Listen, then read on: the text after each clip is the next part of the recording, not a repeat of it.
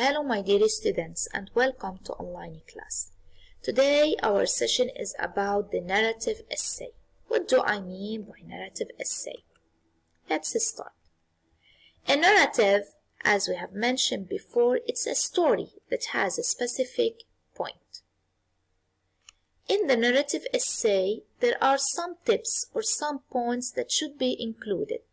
First of all, our narrative essay should be written in the first person. We should use I or we because it's based on a personal story.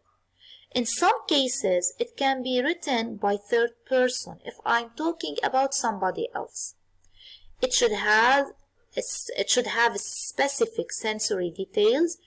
I mean by sensory details, smelling, hearing, tasting, touching, sight, okay, which I use them when I want to describe anything.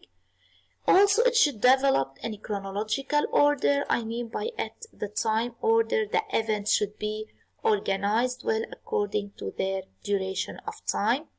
And it should have a specific verb, especially the past tense.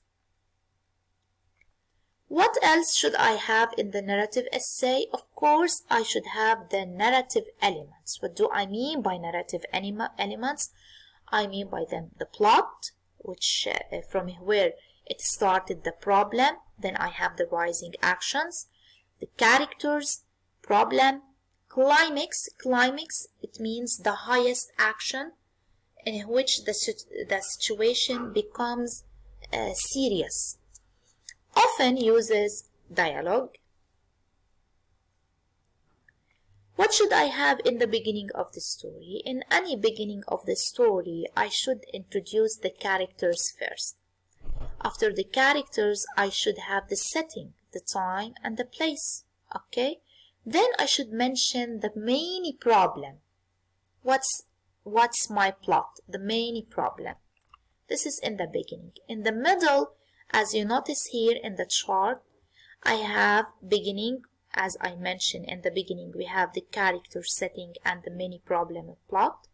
Then I have the rising action, the actions or the events that happened after the problem, which make the problem bigger in order to reach the climax, where I think that this problem is not going to be solved. Okay? Then it started to resolve little by little, following actions until I reach to the resolution. In the end, of course, it should be the solution, how I overcome my problem, how these conflicts, or how are these conflicts solved. Okay. Now, referring to our theme, which is about family ties, especially the relation between parents and their teenagers. Usually, at this stage, what we call as adolescence stage, the teenagers face many conflicts with their parents due to different reasons. Okay? How do our parents see us? You may feel all grown up and ready to face the world, but this is how your parents see you and will always will. So according to your parents, they see you as their own child. According to you, you see yourself that you are grown up, you now are responsible, you are independent, you take your own decisions, you can do whatever you want. Okay, so according to yourself, you are mature. But according to your parents, in their eyes, you are still a child. So because of that, of these two different points of view, these lead to conflicts between the parents and their teenagers. Okay, especially when you are teenagers in your ages. Now, let's see what are the reasons that may lead to problems between parents and their teenagers. Conflicts with parents. During the teen years, children often try to gain independence from their parents. They may push limits, break rules, and overstep boundaries. Okay? So at this stage, you as teenager, you want to be independent. And in order to be independent, what do I mean by independent? Independent means to have your own friends, to have your own decision, to wear the clothes that you like. You can go out at any time you want. So, by doing this, you are going to face problems with your parents because you are breaking the rules that your parents put to you. Okay? So usually when we are a child or when we are children, if we want to go out, we should take the permission of our parents. But when we are teenager, we feel that we should not take their permission. So we start to break this rule. Okay? Sometimes their choice doesn't satisfy their parents' expectation. There are many different sources of conflict between teenagers and their parents, such as dishonesty. Maybe you start to lie on your parents because you want to do something that your parents don't like it. You start smoking, messy rooms, even at a specific age, especially teens, okay?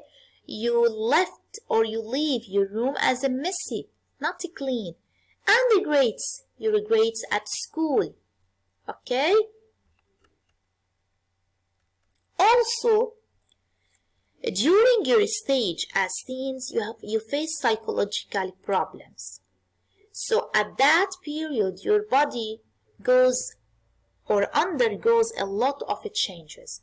So teenagers usually grow very fast, and sometimes it causes clumsiness and poor coordination.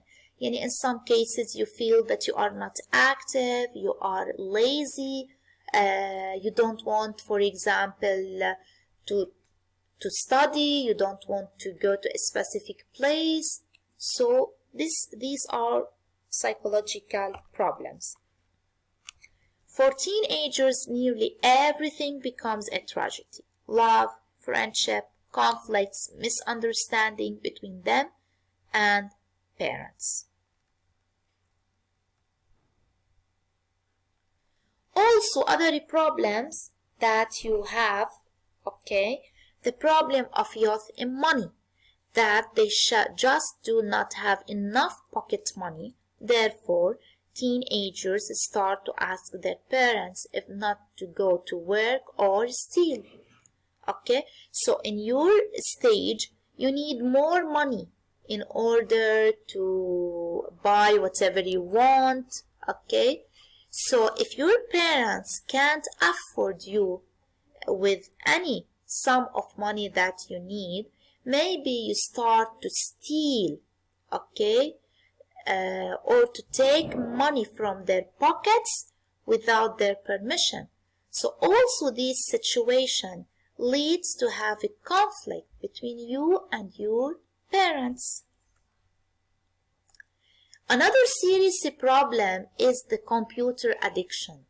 Many parents struggle with their children in order to let them avoid being addicted on computer, because they notice that their children start to be just sitting in front of the screen of their computer. They don't have any social interaction. They just spend a lot of hours watching YouTube videos, playing games, okay, in addition to other healthy problems that they are going to face. So, also, when parents see that, they are going to have problems with their children because they want to prevent them from doing that. Okay, how should the parents deal with their teenagers when they have conflicts? How parents should behave? Of course, they should listen to their children.